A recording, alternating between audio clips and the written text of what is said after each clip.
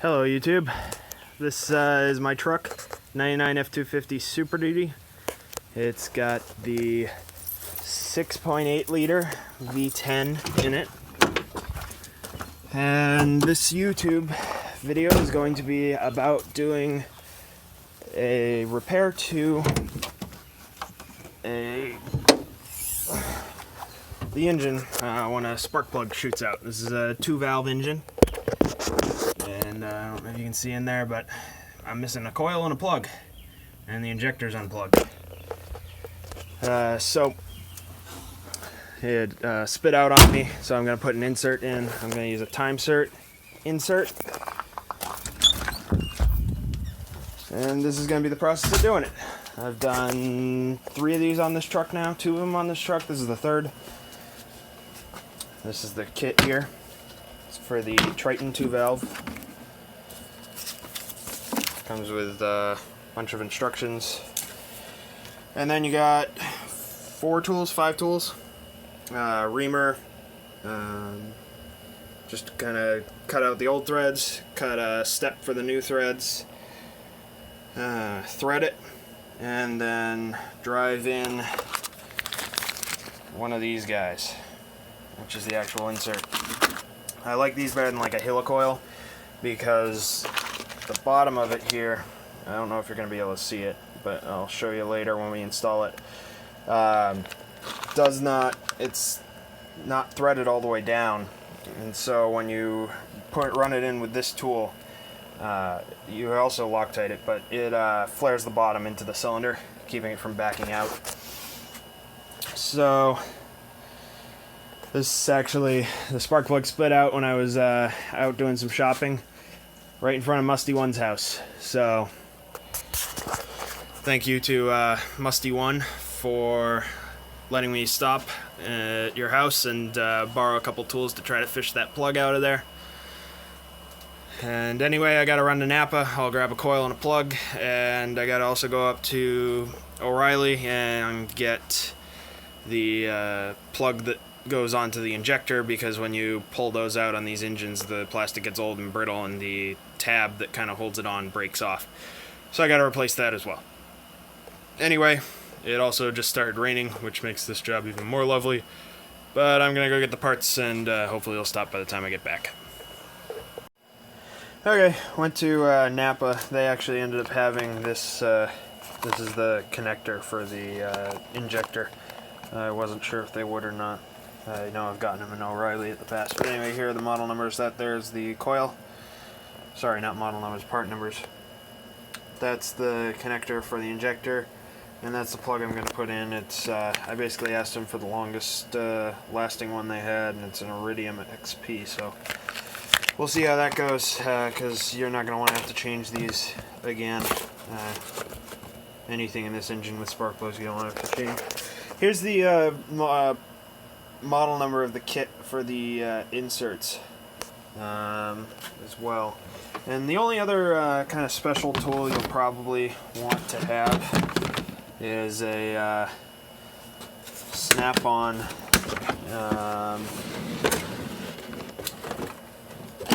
one of these borescopes. Sorry, you're not looking at that. Borescopes. Because just to look down inside the cylinder, and the cheaper ones don't really cut it. I've tried. Anyway, so I'll get set up and we'll get started on this. Okay, so first thing we're going to want to do to get access to that cylinder is get this air cleaner assembly out of the way. You're going to pull that off, undo this connector here. Then you're going to want to pop this connector, which goes to the mass airflow sensor. Kind of pop it off the fender there, and then there's a little tab that I'm probably going to need 2 hands to get apart. Yeah, I'm going to put you down for a second. Alright, and then you're going to want to pull this big hose off, little hose underneath, and then get yourself your favorite multi-tool flathead screwdriver and pull this hose clamp off. Well, at least loosen it up a significant amount, like that. And then this whole guy just comes right off. And out of the way. So now you can see we have nice good access up on top there. I'll go ahead and take the bore scope, and I got the mirror attachment on the end of it, and we'll stick that down the hole and see what it looks like. So here's the top of the seat for the spark plug.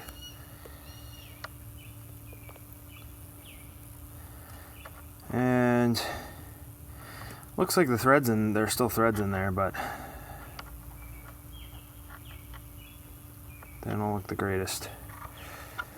And we'll take a look at the cylinder wall.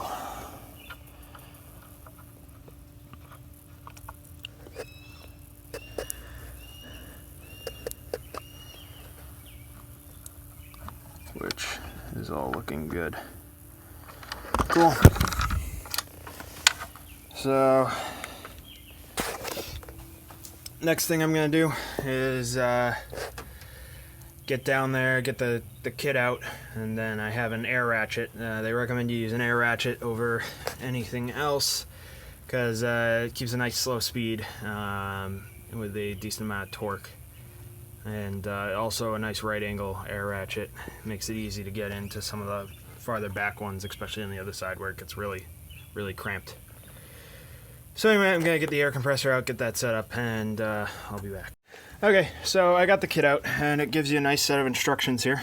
It's two-sided. You want to follow exactly. One of the first steps that gives you is this. Make sure the valves aren't open. It gives two methods in here. One of them is the check for the compression stroke and wait till it stops compressing. And the other is to remove the timing cover, or the valve cover rather, and inspect the cam. It's raining out here, which is annoying me. I'm gonna have to head in and pick this up in a bit. But anyway, before I close this and do that, I just wanted to show you, this is what I do with the inspection camera. You can see right there that valve is open.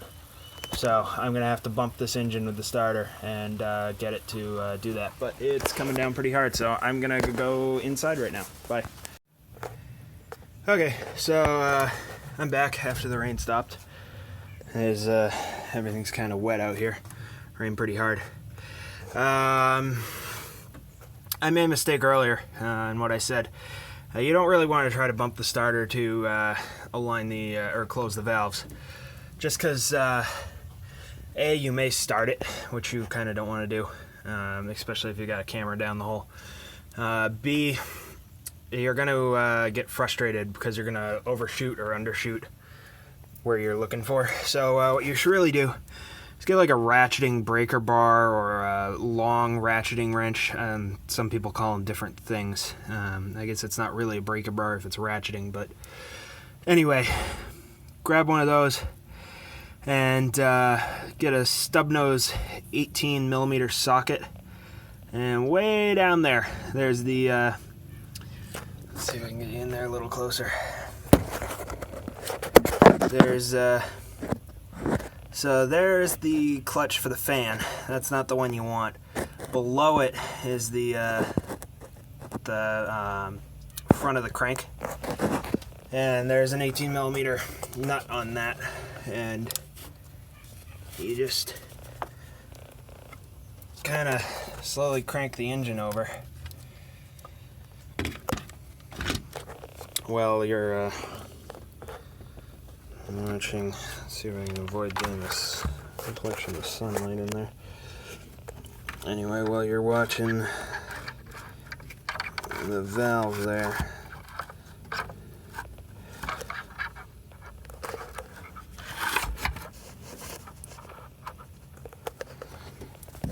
So, you're going to be able to see that? Turn the light all the way up.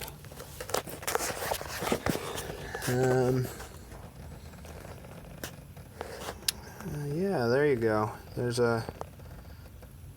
not going to focus, is it? Anyway, in that upper right corner is the valve that I'm looking at. And I'm just cranking the engine. I don't know if you can see it, I'm kind of moving here. But the valve just closed. That one at least. And so, then what I'm going to do is I'm going to take the mirror off the inspection, the bore scope, and look down, look for the cylinder to be all the way at the top. Then I'm going to put the mirror back on and check and make sure that the other valve's closed. And if it is, I'll know I'm at top dead center. Anyway, I'll be back when I get that done. Okay, so I figured I'd make a quick update and a little correction to what I said earlier. You're looking for top dead center, but you don't want to be at top dead center. You want to get to top dead center and then continue cranking until the piston hits the bottom of its stroke. The reason for that is, and I wanted to explain this, because they don't do a very good job in the instructions in that manual. You want both valves closed, and you want the piston at the bottom of the cylinder. I don't think they show it very well in this, no. Inside the cylinder, you have the cylinder, you have, let me go get a piece of paper and I'll draw this real quick. Okay, so this is somewhat poorly drawn, but this here is the wall of the cylinder heading down, and this is your piston. Your spark plug pull comes more closer to straight up and down, and your valve comes in at a bit of a higher angle. So what happens is when the valves extend, this upper lip comes down underneath the spark plug hole. And so the reason you want the cylinder down, the piston down and both valves closed, is you're going to be coming down the spark plug hole with a reamer and a counter bore, cutting tools basically. If your cylinder's up, you're going to cut into if your piston's up, you're going to cut into the top of your piston. Either that or you're going to hit it and not be able to get the tool all the way in to where cutting all it needs to cut. If either of your valves are open, when you come down the spark plug hole with that cutting tool, you're going to cut into the valve, that top lip, which is going to be underneath the hole. So that's why you want to make sure you have both valves closed and the piston at the bottom of the cylinder. I'm going to go get set up to do the first operation, which is the counter bore, and I'll see you back outside. Okay, so here's the setup I'm using to start out with. This first tool, which we're going to start with, and get the instructions back out. It's going to be this step here, and basically they call this the counter bore tool, and what it's going to do is it's going to kind of grind all the threads off and then put a nice seat on there. And it self-bottoms using, where is it? This, come on, focus. This little lip in the inside here on the original bottom of the, seat on the plug hole. So this tool is only about yay long there. And it's got a, square head on the top. This piece here comes with the kit. It's a very deep 5/8 socket, basically. And it's got a set screw in the side which holds these. On the top, though, very interestingly, is also a 5/8 head. So you just gonna get your own 5/8 socket and I put like a 6-inch extension on there, and then I'm using a 3/8 ratchet, so I got to step down in there somewhere. And yes, I know it's a Harbor Freight air ratchet, but it works. So do that. Then when you go to cut it, what I like to do is I have a tub of grease, and I pack these. It actually mentions this as a tip over on the side there. You pack this cutting head with grease, and what that'll help do is catch all the chips and try to pull them back out with the tool when you pull the tool out. Inevitably you'll have some chips fall into the bottom of the cylinder, and what I have is I have a small kind of vacuum line like you'd use to bleed your brakes, that I use a pile of duct tape to attach to a shop vac and stuff that down in there and try to vacuum up what I can. And what's left is usually like really fine particles, and since it's aluminum, it kind of just sort of melts, vaporizes, does something, and gets burned up. Anyway, phone's dying, so I will or camera's dying, so I will get started on this and let you guys charge. You're on the charger here inside the truck, but I use that tacky red grease. Works quite well. As you can see, it's, well, if you want to focus, it's full of chips. So it does a good job taking most of the stuff out. On the air ratchet, you'll notice when it reaches the bottom, because it'll kind of change to, it'll sound like it's moving faster and more freely. And that's when you know it's not cutting. You know, keep it spinning a couple extra turns, but that's it. So next operation is the reamer. I'll clean this all up with paper towels. You will need a lot of paper towels for this job. And then I will be back to show you that one. And here is the reamer that we got packed in grease. There's 3 steps on it, just gradually bringing the part we're going to thread up to the exact size it needs to be. This also has a longer shaft on it, so I'll probably pull the extension out. It won't be needed. And again, you use that tool holder for almost all the processes, if not all of them. So I'll be back. Okay, so finished cutting that out. This one will take longer than any of the other operations. You are cutting quite a bit of material out with this.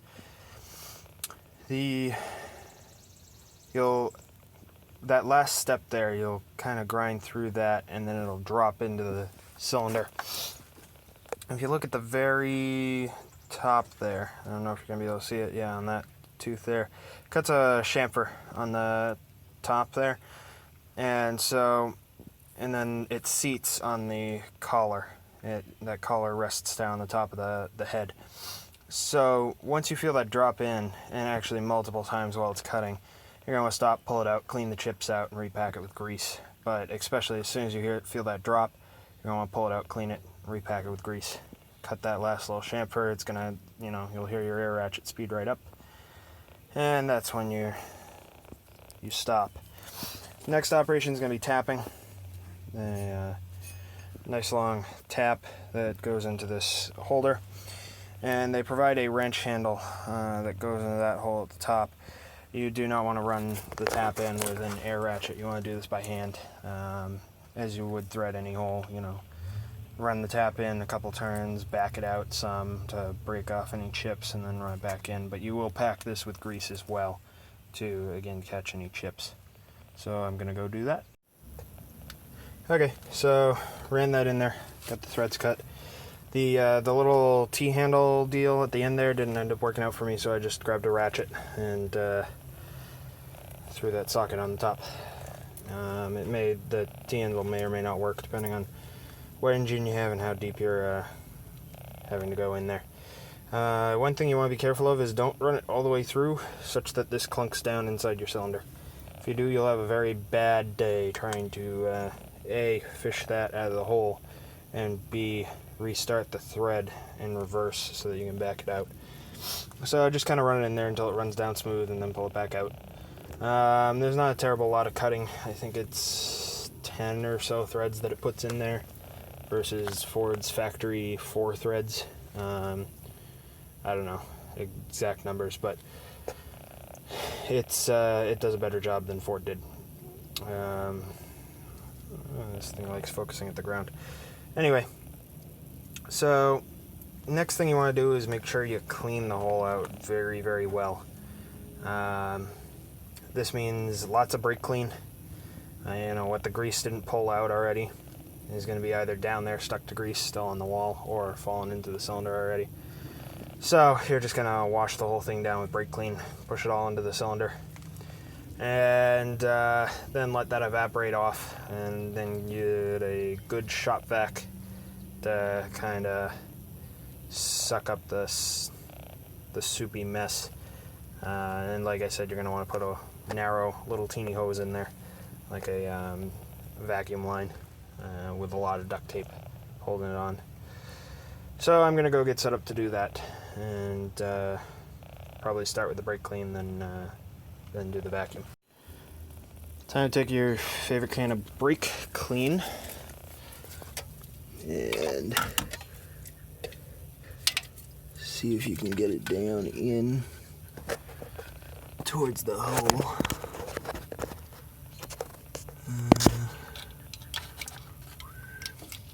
Okay, straw's over there. There we go. You can't see it, I can't either. No.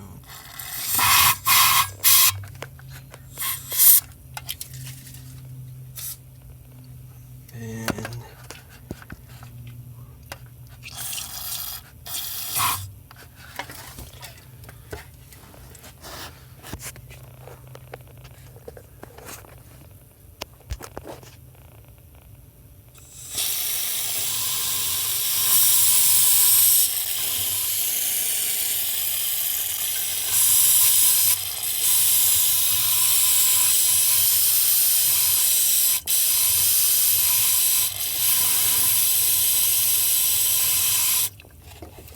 pretty much do that until you've dumped about half the can in it.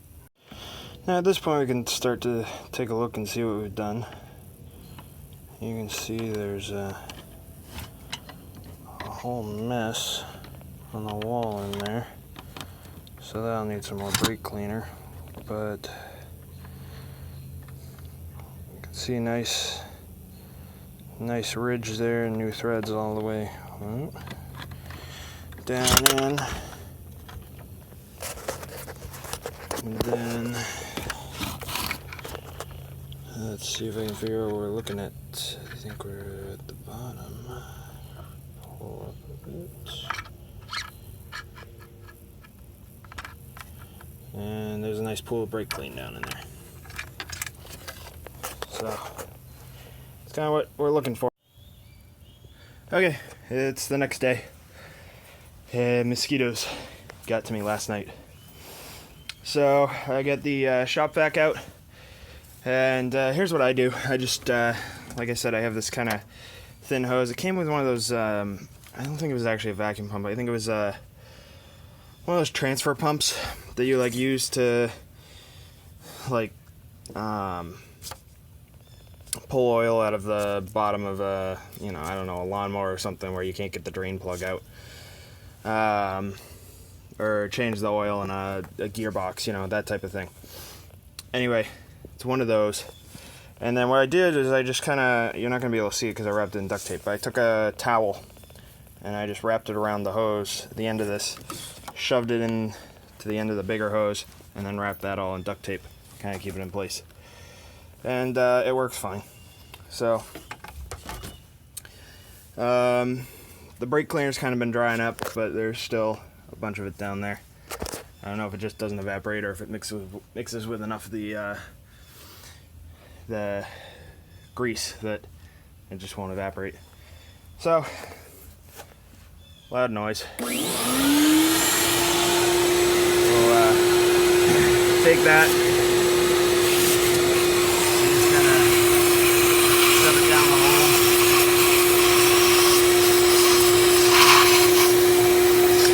Past the hole with the spark plug and down in the cylinder. Kind of try to spin the hose, see what it'll suck up, if anything.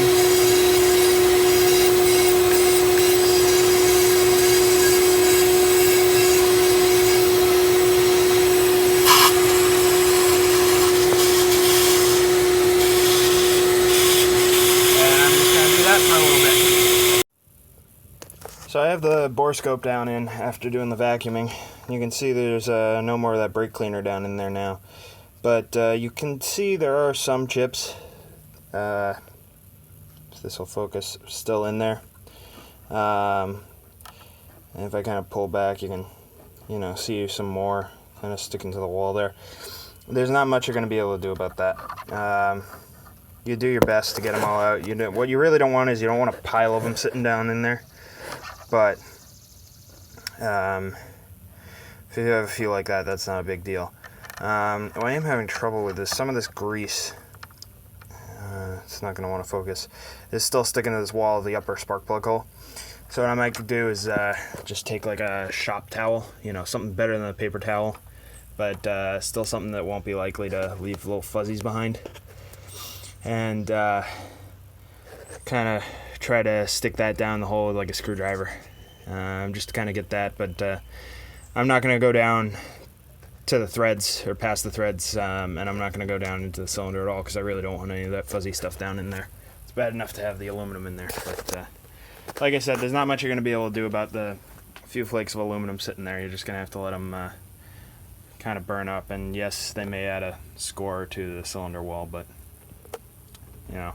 it's better than having to replace a head. Anyway, so I'm gonna go try getting a towel and a screwdriver and see what I can do with that. Okay, so focus. So I come on, I don't want to focus. Anyway, I took a shop towel and just kind of wrapped it around a long screwdriver, and then put a little E-tape at the top to keep it from coming off when I tried to pull it back out, and it kind of cleaned off a bunch of that gunk that was along the wall of the spark plug hole. So I'm going to call that as clean enough, and I'm going to go get the Timesert kit, and we're going to set up the insert and get ready to do the installation. I'll just give you one last kind of look. Heading, come on, where are you? There you are. You can see that got a lot of the stuff off the walls. It didn't get everything, but it's good enough. And then those threads are still doing nice and clean. And getting down, there's a cylinder wall. And I'm not going to be able to show you the piston. Oh, there it is. So, yep. So I'm going to go get set up and we're going to put the insert in now. This is the second time I'm shooting this segment because my battery died. This is kind of what you'll need to actually install the insert. And this is all included in the kit. You need the big long 5/8 socket again.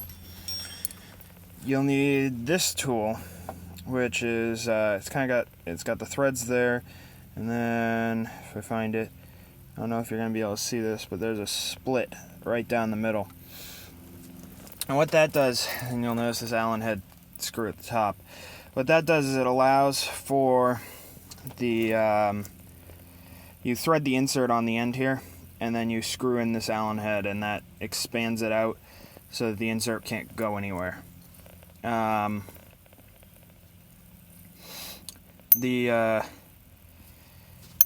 That's what this long Allen wrench is for. You'll have Loctite as well. You're going to want to put on it. And on the insert, they describe this in the instructions, but you put a line around the middle, and then somewhere along here, there it is. There's a milled out pocket in the bottom of the threads that you're going to fill with Loctite as well. A couple of notes on this. Make sure on this tool that O-ring is there. That's important. That keeps the this inside of this tool instead of stuck down in the bottom of the spark plug hole. Also, just another note: when you tighten this Allen kit head, don't put it on the short end of the wrench. Where are we? Short end of the wrench there, and torque it down, because you're gonna have to put it in like this, because you're going to go down the center of this wrench. So make sure you tighten it with on the long end of the wrench so that you can't over torque it to a point where you can't get that loose once it's down in there. I made that mistake the first time. Figured I'd take a second to just talk about the Timesert inserts. This here is the one that comes with the kit. It's, if you notice, it's got a section up the top that doesn't have threads. That's to accommodate the Ford, the Motorcraft plugs, because they have a shoulder at the top. It's not threaded all the way in. So that is like the original threads that were in the head. And some people don't like that, but this is a steel insert, so I'm not worried about it. I've never had an issue with them. Timesert does make a fully threaded version that you can buy. I don't have the part number on that, but they do make it if you're one of the people who want that. And also, I'll show you real quick if it'll focus. You can see that last thread at the bottom there is missing. That's what gets rolled out. It's also a little narrower. That's what gets rolled out when you run the last tool down in.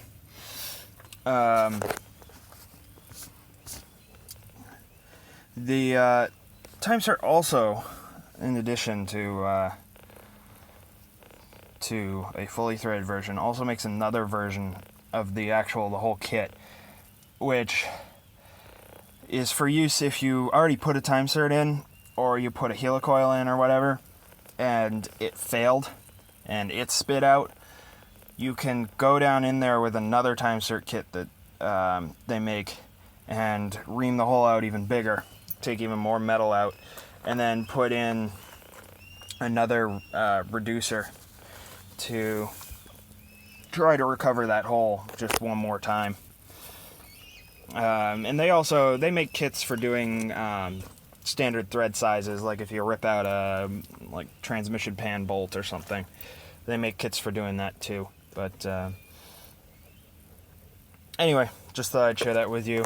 So I'll go ahead and get set up here, and then we'll run that into the hole. Okay, so I got this on here. Like I said, I'm going to put one bead of Loctite around the center, and then I'm going to fill that little dot full of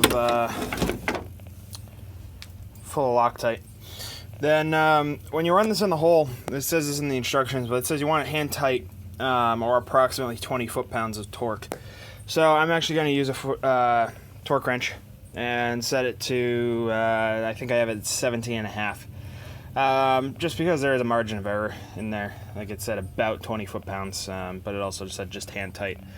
So, like I said, I'm going to run in there 17.5 foot-pounds, and then go ahead and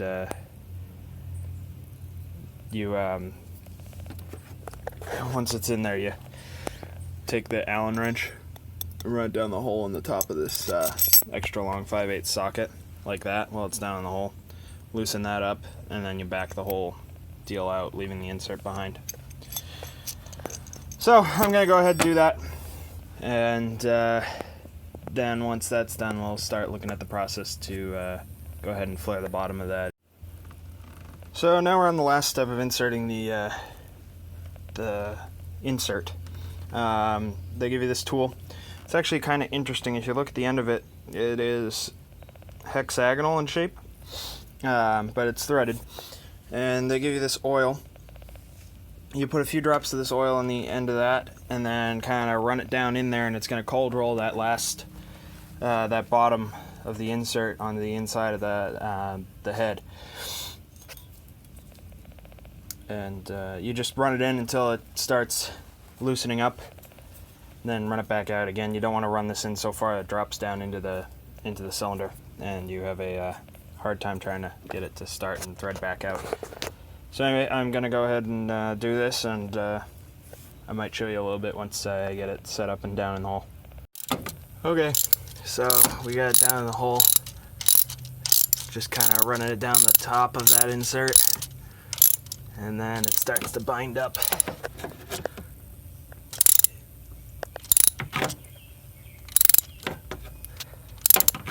and you're literally cold rolling the bottom of that insert. So it takes a little bit of force. And they say in the instructions it takes about 10 turns to fully do this.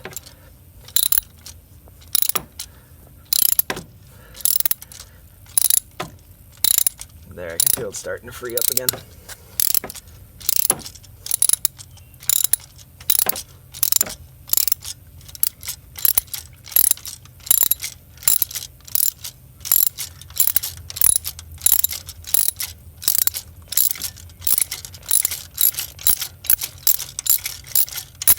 So there it is. So now I just back it out, and that's it for installing the insert. I'll talk real quick about a couple of interesting challenges you may have. On this side, in the back, it gets really, really tight. If you're doing cylinder 3, 4, or 5. 3, you kind of just pull out the PCV hose there, and you can get to it. The rest of them, you got to start removing throttle cables and other vacuum lines, but you can get to all of them. The ones in the back, my best recommendation is find a loading dock, nose the truck right up to the loading dock, and then put a like a 2x6 or a 2x8 right across in front of the hood struts. And then you can either lay on the loading dock and that, or you can add another board going off the front cowling back to that 2x8, and it gives you just something to lean on, and you can kind of lay down and get in back there real deep. This side's a little easier to get to, but you can get to all of them using this kit and do it that way. So anyway, I'm going to go ahead and pull this out, then we'll go ahead and install the plug, put the coil on it. The torque spec for the plug and the factory manual is 7 to 14 foot-pounds of torque. Obviously, there have been like 3 or 4 TSBs put out by Ford about what the torque spec should be. And I don't know what the latest one says, but I know at some point it went to 11, then it went to 13, I think, and kind of just seems to be hovering around that area. So I'll probably go for a little over 11, less than 12, and stick with that. And then you put the coil on, and the torque spec for the screw that holds the coil in is 55, about 55. It's like 44 to 62, I think, inch-pounds of torque. So I'm going to go with about 55 inch-pounds of torque for holding that in. And that's those two are pretty easy to just kind of put in. You torque them, plug it in. The next big thing we'll have to deal with is replacing the injector plug, and I'll show you that here in a bit. Anyway, I'm going to go get the this tool out of there, get set up to put the spark plug in and the coil on, and then we'll show you the injector plug replacement. Focus. Okay, so here's another trick I use when installing the plug. I just put a bit of grease around the hex side there, and what that does, you don't really want to drop the plug down in the hole because you could bend the little tab on the electrode there. So what the grease does is it kind of holds it inside the whatever socket you use, and helps to keep it from just dropping in there. It helps lower it in. So we will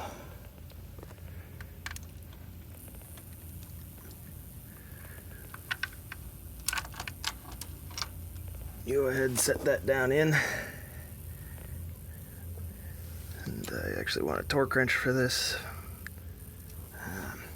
Anyway, I'm going to go switch out for the torque wrench, and like I said, I'm going to set it a little below 11 foot-pounds, or sorry, a little above 11 foot-pounds, just below 12. Okay, so I've got it set at 145 inch-pounds, and that's it right there. It's not much, and that's all it takes to put the plug in.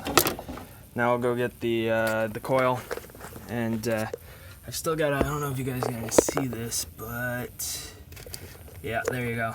Still got the chunk of the old coil sitting down there, so I got to pull that out and replace it, and then we'll go get started on the injector. Okay, so I've got the new coil out. I got the broken off piece of the old one and the screw out. It's a 7mm socket. This guy right here. And if you haven't dropped everything in creation down that hole by the time you're done, you haven't done this job right. So make sure you have some long needle nose pliers and some sort of magnet grabber. So these coils are pretty easy to replace. There's not much to them. You just stick them down the hole. There's kind of a rubbery gasket thing on the on it, and then you get the screw.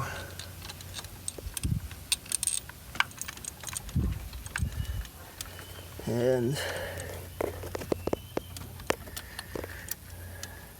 there's not a heck of a lot of a view from it, but you kind of just run it down in there, and like I said, it's about 55 inch-pounds, or as I'm gonna do it, hand tight.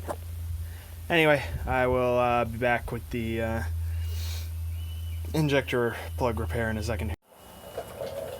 Okay, I figured I'd take a second and talk about why you have to do the injector plug repair. And this has to do with what's going to happen to you when, if this happens while you're driving. What's going to happen, it's going to happen usually, at least from what I've noticed, when you let your foot off the gas. You're going to start to hear a bit of a sputter, and you'll know it's real loud, and it sounds like, air's getting, it sounds like an air compressor is, cycling a blast of air in your engine bay. You're going to want to pull over pretty quickly and shut the engine off. You're going to want to figure out which plug went, and you may not be able to figure this out. I wasn't actually able to, I got the engine shut off before it actually broke the coil on this time, so I actually had to restart the engine and go and look at it with the engine off and see which, coil is bouncing about 6 inches in the air. So then go shut it off, and you're going to want to unplug the coil, pull what's left of the coil out. You're going to want to try to fish that spark plug out. That's kind of why I stopped at Musty One's house, just to see if he had like a grabber or a magnet to try to fish that out. By the time I got there, though, it had actually popped out. And you're also going to want to unplug the injector, because if you don't do that, it's going to keep dumping fuel in there, and you stand a chance that something could ignite that fuel, or you're just going to start spraying fuel all over the inside of your engine bay. So you're going to want to unplug the injector. Now on the injector, I don't know if you're going to be able to see this, but there's a little tab that kind of holds it together, and there's not much to that tab. And when the plastic gets old and brittle, and when you push down that tab to pull it out, you're going to hear it crack, and it just breaks off. And you really need that tab to hold this on here, because there's a gasket inside that puts a lot of pressure trying to pop this back off. So you're going to have to go and buy a new one. And we're just going to we'll probably cut these about here, and cut the old leads off, slide some heat shrink tubing on. Then we'll fire up a soldering iron, solder the connection, put the heat shrink over, and then wrap the whole thing in electrical tape back to the harness. So I figured I'd just explain, what happens and why you need to do this. And I'm going to go ahead and get started on that. Okay, I got the soldering iron out. I cut the old one off, and as you can see, as you should be able to see, there you go. that tab's missing. See right through it. So got the new one out, put some heat shrink tubing on it, and trimmed and tinned the ends of that. Kind of did the same thing over here. Cut it back, trimmed, stripped off the ends of the wires and tinned them. What tinning is, in case you're wondering, is you heat the wire up, the end of the wire up with the soldering iron, and you just coat the wire in solder. If you notice, that's silver, and the wire itself is copper. So that's already got solder on it. And what that does, I tin it pretty heavily. I kind of blob it on there. I don't know if you're going to be able to focus. But anyway, I kind of have a blob on both ends, and what that allows me to do is just have the soldering iron not have to put solder in when I'm connecting the two pieces of wire together. I can just stick them together and put the iron in there to melt the solder that's already on it. Then slide the heat shrink over and use a heat gun to heat that up and shrink it. Anyway, I'll show you once I have the wires soldered together. Okay, the wires are soldered and got the heat shrink around it, and there's some loud noise for you. I'll go ahead and heat it up with the heat gun.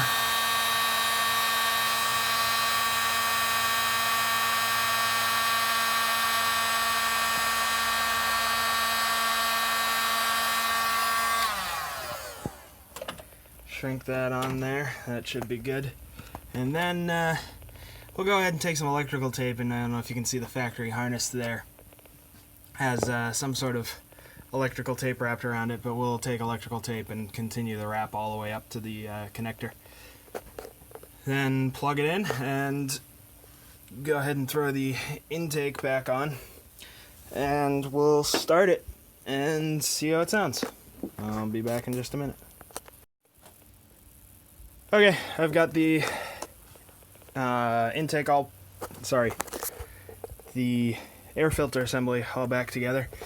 Got all the hoses back on, all the connectors and everything, and I don't know if you're gonna be able to see. Yeah, you can. New connector on the injector. So let's go ahead and start the truck and see how it runs.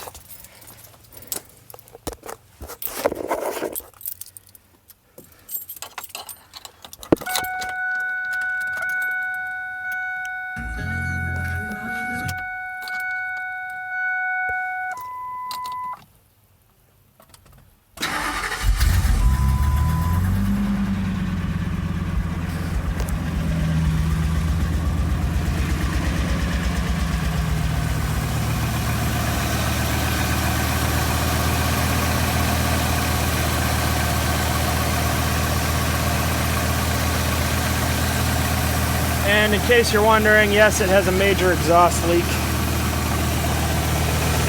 may not see, but that's the way that fell out while I was working on it. And the other side has issues too. But and it has an intermittent misfire on the number 2 cylinder. I've been tracing that one for a while. I don't know what it is. I think it might be a engine computer, an ECU problem.